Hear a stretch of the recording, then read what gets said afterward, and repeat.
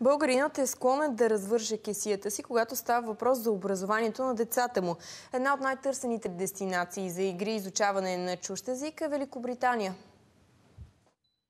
Повечето деца и родители избират Великобритания за езикова ваканция, защото английският е най-изучаван в училище.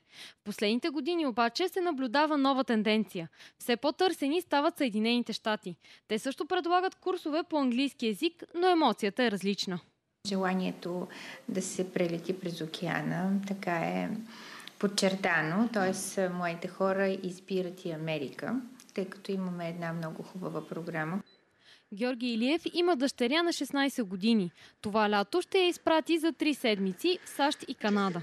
Вече 2 години подред ходи в Англия и там общо взето нещата са изчерпани вече, като екскурзии, като опознаване на самата страна, на езиковото обучение, и смятаме, че това вече е един малко по-стратегически етап да отиде да види и САЩ.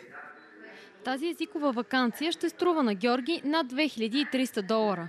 На острова цените за групови пътувания са около 1100 паунда за 2 седмици. Въпреки че навън е все още снежно и студено, според специалистите сега е моментът да планираме лятото на детето си. Предимството е, че ползваме отстъпка от 3 до 5%. Това лято, особено в Великобритания, е олимпийско лято.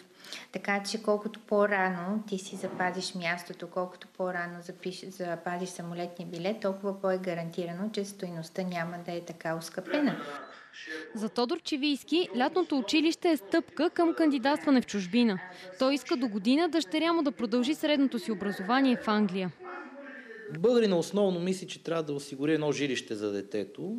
Като стане на 18 на 20 години, той има жилище и нещата са... Цената е за това образование на половината на това жилище. Все по-голям интерес има и към островната държава Малта. Тя също предлага обучение на английски език и е само на 2 часа със самолет от България.